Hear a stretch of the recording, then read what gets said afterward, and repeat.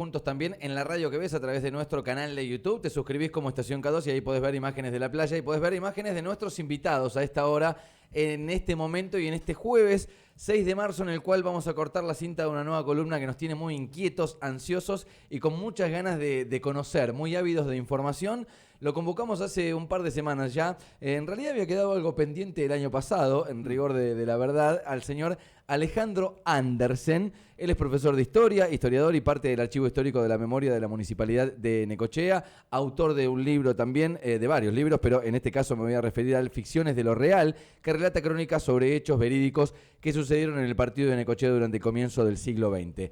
¿Cuál es el objetivo de esta columna? Conocer un poco más de nuestra historia, tratar de entender, algunos dicen para saber o entender cómo somos tenemos que ir al pasado y revolver un poco de cómo fue fundada la ciudad de Necochea, de quiénes vivían aquí, de por qué terminamos siendo la ciudad que somos, y para eso lo convocamos al señor que tengo aquí a mi lado. Alejandro, bienvenido, ¿cómo andás? Bienvenido, yo. Buen día, Raúl. Ansioso, decías, nervioso también. Sí. Y cumpliendo lo que estaba pendiente, finalmente. Bueno, porque ¿qué tenemos ganas de hacer? Lo hemos hecho con Alejandro en algún momento. En alguna fecha en particular hemos hablado de lo que fue la fundación de Necochea, cuando se cumplía un nuevo aniversario de la fundación. Fechas particulares que tienen que ver con la historia de nuestra ciudad. Pero nos embarcamos en un objetivo que es un poco más voraz, si se quiere, respecto a la información, y es tratar de hacer una columna radial. En este caso lo vamos a hacer cada 15 días, encuentros en los cuales vamos a tratar de charlar un poco de la historia de la ciudad. Corregime en muchas aseveraciones y afirmaciones que voy a hacer. ¿Hay mucho material de la historia de Necochea o no hay? Hay mucho material disponible. Sí. Si pensamos en el universo de material posible, es poco, es algo que nunca termina. Bien, pero digo, no está la facilidad o no está el alcance de una mano de, no sé, me imagino, un sitio en internet o de un libro, por ejemplo, como podemos sí contar la historia argentina. Hay muy poco material al acceso de alguien que tenga curiosidad, hay poco material escrito, hay material, de todas formas algo hay, están los trabajos que ha hecho Jorge Freitas, el trabajo de Martín Petersen sobre la historia del puerto, hay material, pero es poco, y después llegar a, no sé, los anuarios del diario que saca periódicamente, es eso lo que hay, pero falta muchísimo, y hay demanda. ¿Cómo se te ocurrió ser historiador? Ya vamos a hablar de Necochea, pero nada, es un poco empezar a conocernos en la dinámica de la radio también. No es algo común ser historiador. No, tuve un par de golpes de suerte. En primer lugar, soy profesor de historia, hice el profesorado y eso no pasa por el ejercicio del historiador. Sin embargo, soy trabajador municipal hace 25 años y en el año 2005 llegué a trabajar al Museo Histórico y empecé a tomar contacto con algo que desconocía. Bien, pero te pongo pausa ahí y voy para atrás, porque también la decisión de ser profe de historia no es común. No, es lo que había. Te juro, es lo que había. Cuando yo terminé el secundario, hace muchos años, la oferta educativa era muy limitada, estaban los profesorados, y justo ese año que yo quería estudiar, estaba el profesorado de historia, y empezó por ahí. Podía tener, obviamente, alguna, si era el de matemática, no lo iba a hacer. No, claro, bueno, porque tenías alguna afición. Tenía alguna inclinación. ¿Te gustaba la historia en la secundaria? ¿Eso? Por las ciencias sociales y puntualmente la historia tenía algún contacto, pero estaba muy lejos de la historia local, en definitiva, que es a lo que terminé dedicando lo que va de mi vida, ¿no? Claro. Fuiste profe, diste clases ¿cuántos años? Di clases. ¿Unos cuantos? Salteado unos cuantos años. Pero lo mismo que te decía, mi trabajo estable pasa por la Municipalidad de Necochea y dedicado a los temas en los que he tratado de formarme. Eso es un punto de referencia sobre la historia de la ciudad. O sea, si yo tengo que preguntar algo de la ciudad, digo, preguntarle a Alejandro, o preguntarle a Freitas, o preguntarle a un par de historiadores, no hay muchos. ¿Por dónde tendríamos que empezar a investigar la historia de nuestra ciudad? A mí me gusta empezar por el principio. Ok, es un buen arranque, ¿no? Me gusta. Si vamos a empezar, ¿por qué no por el principio? ¿Qué es lo que vamos a tratar de hacer en este espacio de los jueves? Sí. ¿Cómo lo tenés pensado? ¿Lo tenés dividido por capítulos? ¿Lo tenés dividido cronológicamente por años, por décadas? ¿Cómo lo vamos a afrontar? Lo vamos a afrontar jueves a jueves, por lo que pueda pensar el lunes. Pero en definitiva tiene que ver con esto. Yo creo que igual la dinámica se va a ir dando con el correr de los programas, pero sí empezar hoy por el principio sin aferrarnos a una cuestión cronológica. Okay. Puede pasar que en el próximo encuentro hablemos de algo que pasó 100 años después de lo que hablemos hoy, o 50 y después retrocedamos. Me parece que una forma de acercarse también al pasado tiene que ver no necesariamente con seguir una línea cronológica, sino de ir conociendo grajeas de las cosas que han pasado, y también a partir de esa grajea se van trazando líneas, ¿no? Esto de seguir una línea recta no necesariamente es el mejor camino. A partir desde piedras por todos lados uno va también eligiendo los caminos que quiere seguir. La conclusión va a ser la misma, que es una reflexión sobre nuestro pasado. Si tuvieses que catalogar a nuestra ciudad, ¿qué dirías? O sea, hoy con toda la sapiencia que tenés y me imagino el material que tenés dentro de tu cabeza, somos lo que tenemos que ser, nos falta un golpe de horno, nos falta una pulida, podríamos haber sido mejor, terminamos siendo mejor de lo que se creía en aquellos momentos. Digo, ¿se puede sacar esa conclusión? Yo no la saco, ni la busco. En definitiva, porque no hay nada que pueda distinguir a esta ciudad. Sí, hay cosas que pueden distinguir a esta ciudad de otras, quiero decir, pero en definitiva es la ciudad que vamos construyendo los seres humanos que vivimos en esta, que es distinta a los seres humanos de los que podemos hablar hoy, pero también quizás habría que pensar en una ciudad solidaria, pero no conozco otras. Yo siempre viví en Necochea. A mí me gusta de quienes habitamos Necochea, la solidaridad, pero por ahí tiene más que ver con un rasgo humano que con un rasgo necochense. Bien. Tampoco me gusta llegar a conclusiones tajantes. A mí me parece que de lo que se trata esta columna también es de ir ofreciendo algunos pantallazos, y a mí me gusta que quien escuche, en este caso, como puede ser quien lea, llegue a sus propias conclusiones. No me parece que tengamos que masticar las conclusiones de nadie, sino poder ofrecer un panorama de elementos para construir una conclusión. Guíame en esto, ¿cómo se comienza a tratar de saber la historia de un lugar como el de Necochea? Se empieza por la piedra fundacional, el día de la fundación, y a partir de ahí todo lo que pasó después. Tenemos que ir un poco antes para tratar de entender por qué se funda una ciudad en esta parte de la provincia. Hay una tendencia que yo también la tuve, que es pensar que todo empezó el día de la fundación, pero es un pensamiento apresurado también. Sí. No pudo empezar todo que de la noche a la mañana apareció la gente, apareció el trabajo, aparecieron las cosas y empezaron una ciudad. Inevitablemente tiene que haber empezado antes. Ahora, ¿cuánto antes? ¿No? ¿Desde qué momento? Y es eso un poco a lo que me dediqué durante muchos años, que tratar de encontrar el punto o el momento en que el territorio, que todavía no tenía el nombre de Necochea, pero sí estaba el nombre del Quequén, por el río, ese territorio comenzó a ser transitado por integrantes de la sociedad criolla, blanca o criolla. ¿Por qué? ¿Por qué no? Alguien puede decir, bueno, pero antes de los criollos estaban las sociedades indígenas. Sin embargo, en lo que todavía es el territorio del partido de Necochea, no hubo asentamientos indígenas que se establecieran y poblaran, y que entonces los criollos tuvieron que correrlos o exterminarlos o lo que fuere. Sí, por supuesto había tránsito de sociedades nómades. O sea, si yo fuese a la historia aborigen, no podría yo tratar de encontrar un grupo de aborígenes, de los que vamos ubicando en toda la geografía de la Argentina, alguien que se ubique por el territorio necochense. ¿Tiene que ver esto con la hostilidad del mar? Tiene que ver en realidad con la característica de esas sociedades, que no eran sedentarias, sino que recorrían un amplísimo territorio, según nos cuentan los antropólogos, que iba desde el borde de la cordillera de los Andes hasta el océano Atlántico, o hay muchos hallazgos importantes en las distintas sierras del Tandil, de la Ventana, o en los cerros de Balcarce o Lobería.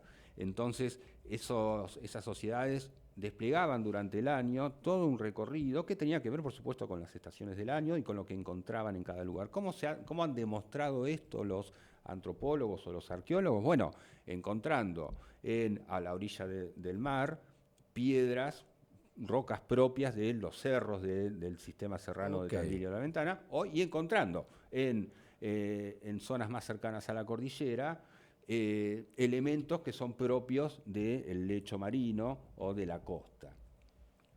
Con lo cual, si buscamos la primer presencia criolla, de la sociedad criolla, en este territorio, por supuesto que había relaciones de todo tipo, tanto hostiles como, en general, más que hostiles, relaciones pacíficas con esas sociedades indígenas y de relaciones comerciales, relaciones laborales, relaciones carnales, ¿no? Amorosas. Hay mucho de eso que se va visualizando a través del tiempo, y ahí vamos, ¿no? Cuando se produce ese encuentro son relaciones internacionales, ¿no? Las naciones indígenas con la nación criolla, y es un encuentro muy apasionante. Ubicame más o menos en la línea del tiempo. ¿De qué año estamos hablando ahí? Estamos hablando concretamente cuando empieza el proceso en 1827, un proceso que se culmina en 1834 a partir de lo que va esto, y es ya a partir de 1834 donde el hombre criollo tiene posesión de la tierra, sí, bajo alguna modalidad, y pisa esa tierra y empieza a ponerla a producir. Esto es lo importante de esto es que estamos a 50 años de la fundación del pueblo. Si me lo preguntás hoy, yo te digo que para mí hubiese sido mucho antes. O sea, me parece poca la distancia entre 50 años entre esos habitantes y una fundación de Necochea, ¿puede ser? Pensemos que si nos ubicamos en 1827, cuando empieza este proceso, estamos muy cerquita, apenas a 10 años, u 11, de la independencia, la declaración de la independencia. Sí sabemos desde antes, que lo sabemos porque fuimos a la escuela, que hasta el proceso que empieza en 1810, del proceso de independencia, la población española y criolla apenas llegaba hasta el río Salado, ¿no? Muy cerquita de la actual ciudad de Buenos Aires. Entonces, ese recorrido de bajar por el mapa, ¿no? Si imaginamos el mapa, empieza junto con el proceso revolucionario, o mejor aún, a partir de la declaración de la independencia y todo lo que va sucediendo en la provincia de Buenos Aires. Ahora, si nos vamos a 1827, lo primero que tenemos que, por ejemplo, pensar que el gobernador de Buenos Aires era Dorrego, que se estaba en guerra con Brasil. Entonces, es un momento, si vemos el contexto histórico provincial o nacional, es un momento bastante temprano para que esa población o esos intereses criosos llegaran tan lejos, cruzando incluso el río Quequén. Pintame un poco, te convierto en artista, en pintor. ¿Qué se podía ver en aquella época, según lo que cuentan, me imagino, no sé, los historiadores, crónicas, no sé? ¿Cuál es el material que describe cómo se vivía en aquella época? Lo que se podía ver acá... Hoy sacamos un celular y sacamos una foto, digo, para que noten la diferencia. Lo que se podía ver acá era completamente la nada.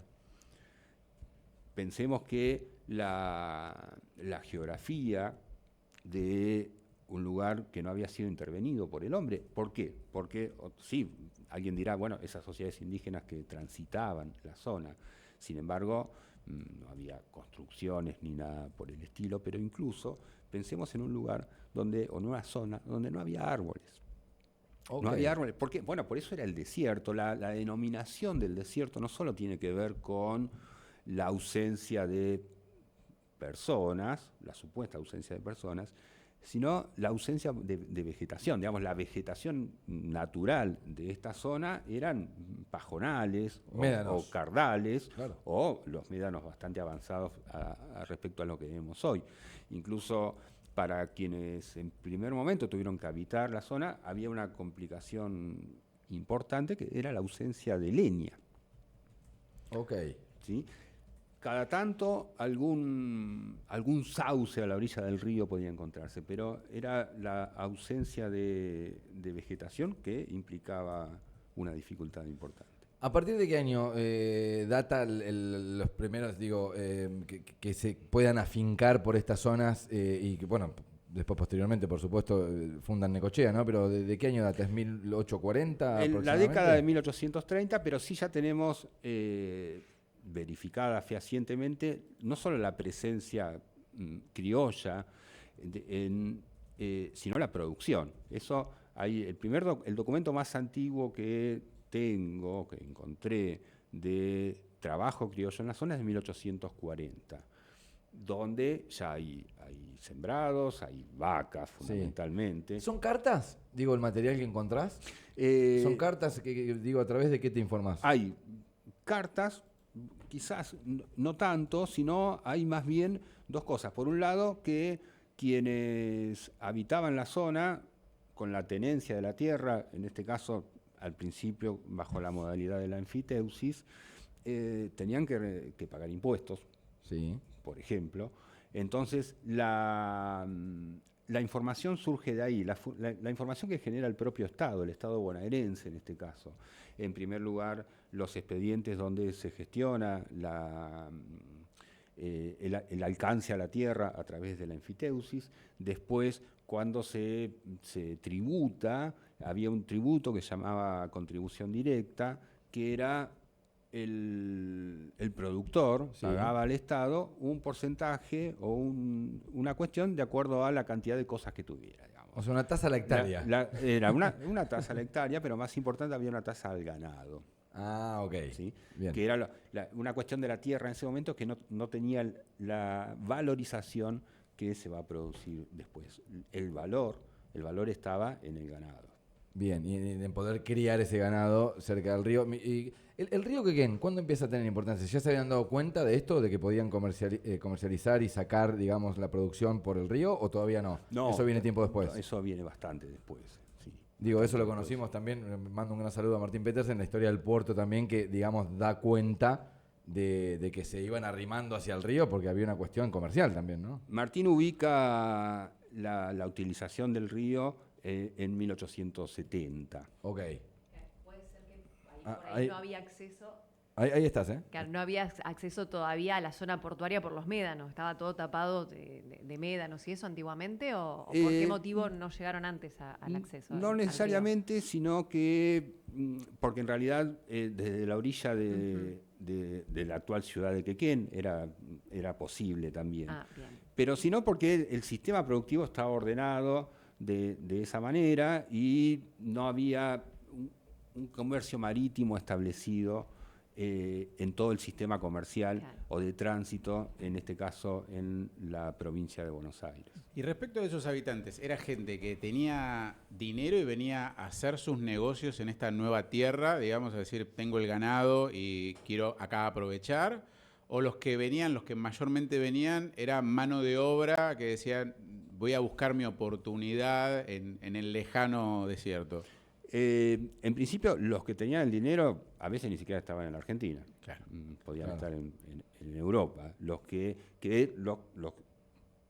muy poderosos que identificamos como los primeros que fueron propietarios de las tierras que eran del Estado en el actual partido de Necochea. Con lo cual, los que trabajaban eran los que no tenían el dinero para irse a Europa. Claro. Pero otra cuestión muy interesante es que también se registra que una parte de la primera mano de obra que trabajaba en el territorio actualmente partido de Necochea era esclava, porque estamos en aquella época donde la esclavitud la moneda corriente, claro. seguía estando vigente, claro.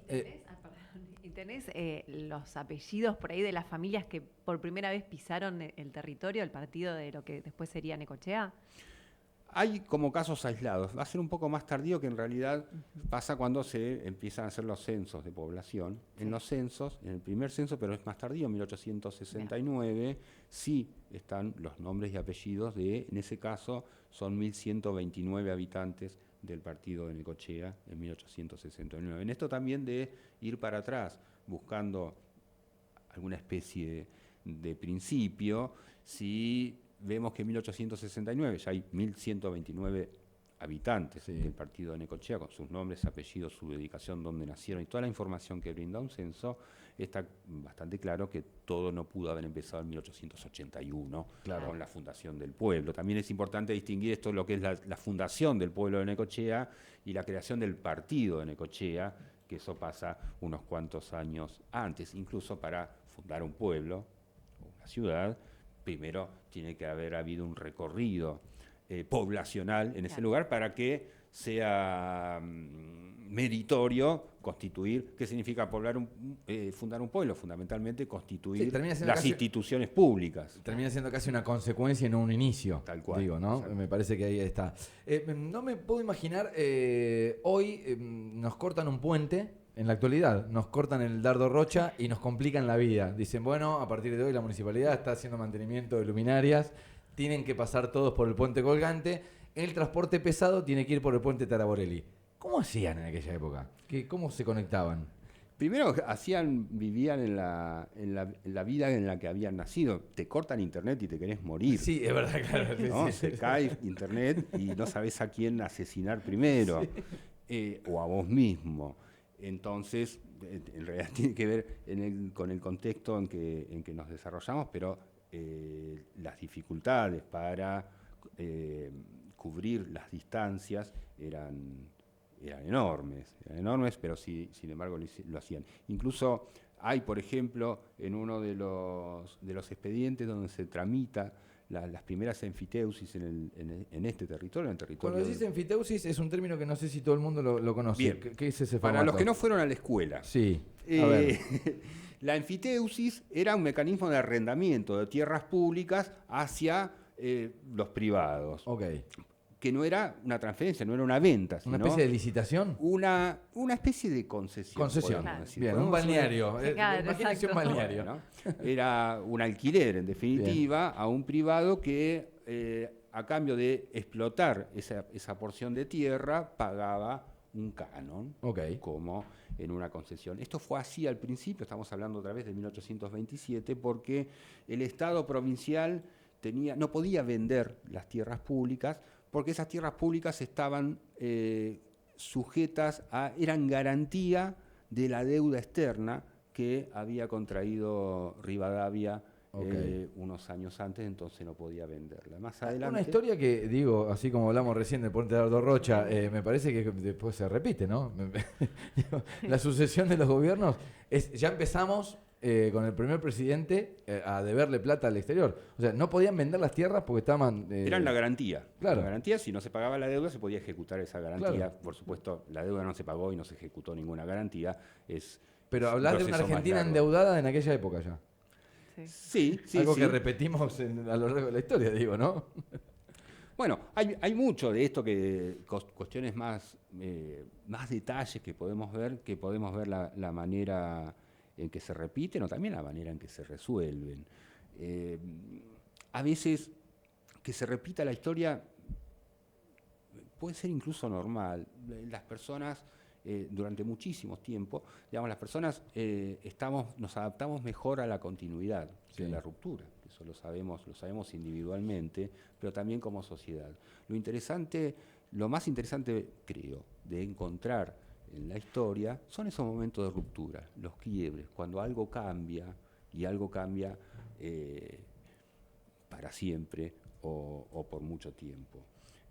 Las continuidades están, y es interesante también, por supuesto, comprender los mecanismos que habilitan esas continuidades para, si queremos en algún momento, producir un quiebre, ¿no?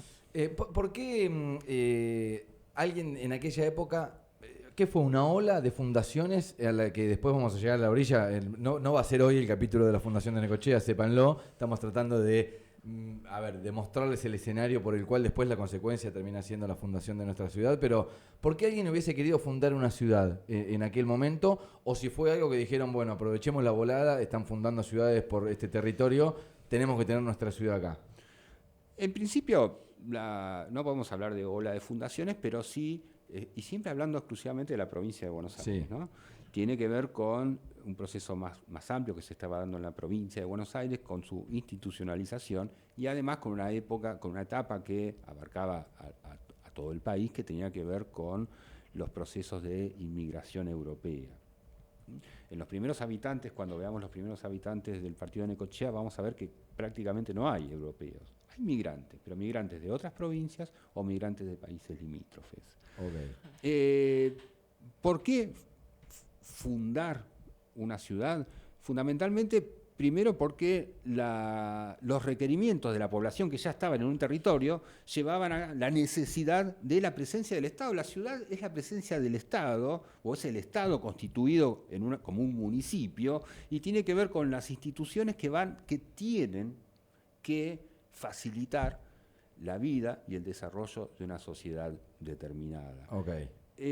Lo que conocemos de la fundación del pueblo de Necochea tiene que ver justamente, en este caso, con la solicitud, el pedido o la exigencia de los vecinos que habitaban el partido de Necochea para que se constituyera una ciudad. ¿Qué significa eso? Bueno, que se constituyera una municipalidad, que haya instituciones que representen al conjunto y, otra vez, mejoren, faciliten o promuevan el desarrollo de ese conjunto. Sí, hablando lisa y llanamente, la vida y la muerte, o sea, un nacimiento, una muerte, ¿dónde entierro este cadáver? Sí. ¿Por qué lo entierro acá? O sea, un montón de trámites que uno hoy los tiene como incorporados. Claro, escuela, iglesia. Si no tenés, claro, educación, salud, que si hoy no lo tuviésemos incorporado gracias a la fundación de las ciudades, digo, ¿a dónde acudiríamos? Me imagino la gente desorientada por aquella época. A instituciones superiores, como podía ser la gobernación. Ok, sí. Pero estamos hablando de una época en la cual no era que te tomabas el Plusmar Coche-Cama y en 6 horas estabas en la centralidad de Buenos Aires, ¿no? Me imagino que los tiempos, la burocracia, las cuestiones de comunicación hacían todo mucho más aletargado. ¿Cómo funcionaba el Estado en el territorio de Necochea ante la fundación del pueblo? A través de representantes del gobernador, un juez de paz. Ok. ¿Sí? Entonces, también la conformación de las instituciones de un pueblo iban a permitir una mayor participación de esa comunidad en las decisiones que los involucraban. Una cosa es que las decisiones las tome un gobernador y otra cosa que las decisiones se debatan en el seno de un consejo deliberante o las tome un intendente. La cercanía en la representación es lo que se busca. Y el intendente, digamos, en la cercanía y también como una persona que puede recurrir con mayor poder a el gobernador en el reclamo de la cuestión que sea. Voy con alguna de las últimas. Nos vamos arrimando a la fundación de Necochea, que seguramente va a ser alguno de los próximos capítulos. Necochea no nace con la primera casa. Me imagino que lo edilicio, lo arquitectónico por aquella época ya estaba parte establecido. ¿Cómo era Necochea de aquella época? Vayámonos un poco más adelante, década del 50, del 60, si querés. Bien. ¿O cuándo aparece la primera casa? ¿Hay data de eso? Hay data de, por ejemplo, la primera construcción de material, pero ya posterior a la fundación de la ciudad. Si pensamos estrictamente en la ciudad, en el espacio urbano, sabemos ya que ese espacio urbano se conformó a partir de la expropiación de tierras de Díaz Vélez, ¿no? Sí. Con lo cual, antes de esa expropiación no había casas, o la casa que podía haber era una construcción del propio Díaz Vélez, ¿no? de la gente que trabajaba para él. En este sentido, sí, la ciudad nace desde cero en cuanto a espacio urbano. ¿Sí? Que tiene que ver, aparte, con la división de manzanas, quintas, chacras, y la forma en que alguien accedía a esa porción del futuro espacio urbano y construía y demás. De todas formas, sí, también identificamos bastante población mucho antes. Unas cuestiones para ver es, bueno, si pensamos en cómo vivían, y sabemos también que en general los grandes poderosos y propietarios de mucha cantidad de tierras, como Díaz Vélez y algunos más, no vivían acá. Lo que vamos a encontrar fundamentalmente lugares para resguardarse de algún tipo de refugio. Son taperas, las famosas taperas de barro y paja. No podemos pensar en material, sin lo que conocemos como carpintería, ¿no? Solamente una abertura, en todo caso cubierta por un cuero de vaca, con una vida muy rudimentaria. No podemos pensar ni en mesas, ni en sillas, ni en vajilla, ni nada por el estilo, ¿no? Sino una vida rudimentaria y humilde, que no solo tenía que ver con la condición precaria de la vida de las personas, sino con la necesidad o cómo se satisfacían las necesidades más primordiales. Bueno, cubrirse del frío o de la lluvia o del calor y poder comer algo o tomar algo, ¿no? La idea del mate es un cuenco que circula, sí. Tanto podía tener yerba con agua caliente o alcohol, ¿no? Okay. Esto pero que en definitiva permitía satisfacer las necesidades del momento. Es incalculable el material que tenés. ¿Vos lo tenés catalogado? ¿Cómo lo ordenás? Porque me gusta, le vamos a pedir en cada una de las columnas que haga Alejandro, cada vez que nos visite, que nos tire un datito en particular que tenga que ver con la idiosincrasia y la historia de nuestra ciudad. Hoy tengo la data acá, les voy a leer el título: Fusilamiento de Médano Blanco, un lugar emblemático que hoy vamos a visitar. Hacemos travesías 4x4, vamos, lo subimos, lo bajamos, pero que tiene su historia también. Primero contestarme lo de cómo es. ¿Es una biblioteca? Me imagino un lugar en tu casa como una biblioteca repleta de no sé, de recortes, ¿de qué? Pensemos que hablamos de documentos, ¿no? De Bien. Documentos que no me puedo llevar a mi casa, me encantaría. Ok. Con lo cual, todo lo que tengo para recorrer son fotografías, ¿no? Está bien. Son esos documentos digitalizados. Y tengo muchos, sí. Lo que pasa es que con los años, no sé, en 15 años, ¿cuántas computadoras cambiaste? Porque claro, sí, ¿cómo lo ordenás? Y las cosas se van perdiendo, pero se puede volver a buscar. Y bueno, ya tiene más que ver con una cuestión individual de ser un desastre o ser ordenado. Bien. Mi escritorio es un desastre. Le vamos a chumar el escritorio de la computadora para ver cómo lo tiene, que dicen que es la fotografía de cada ser humano. Mirá. Fusilamiento de Médano Blanco. Tiro el título, 2 puntos. Alejandro Andersen está con nosotros, lo venís escuchando. Cada jueves vamos a tener una columna que tiene que ver con la historia de Necochea, con saber un poco de dónde venimos. Y en este caso, Médano Blanco, que les repito, es no solo el nombre de un gran hotel spa con aguas termales ahora, sino también que es el nombre de un gran médano al cual visitamos mucho y que tiene su historia. Lo interesante es que en este caso merece, la verdad, este tema una entrega exclusiva por toda la riqueza que tiene. Pero dos cosas acá, cuando encontré este documento en el Archivo General de la Nación, encontramos, porque no trabajo solo, encontramos este documento que es fechado en febrero de 1840, donde se identifica el Médano Blanco, con ese nombre ya.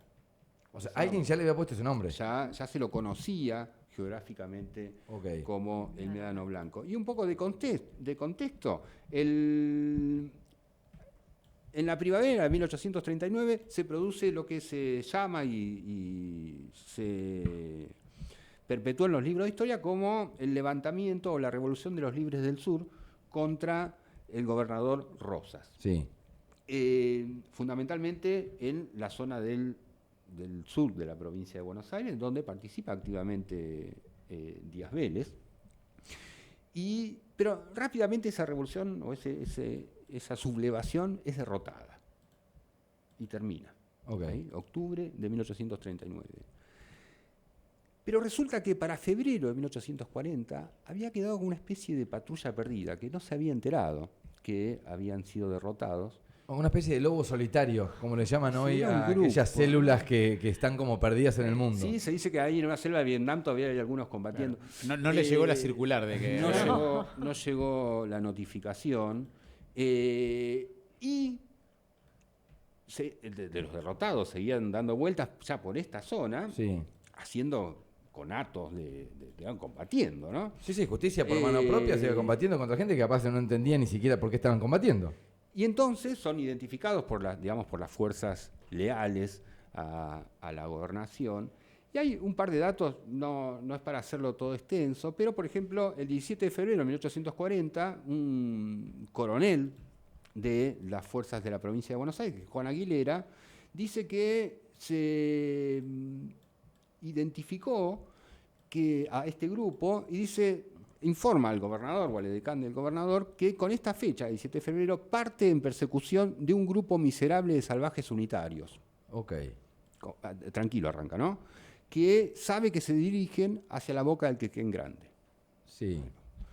Bueno, informa día por día de cómo los va persiguiendo, lo que hicieron y demás.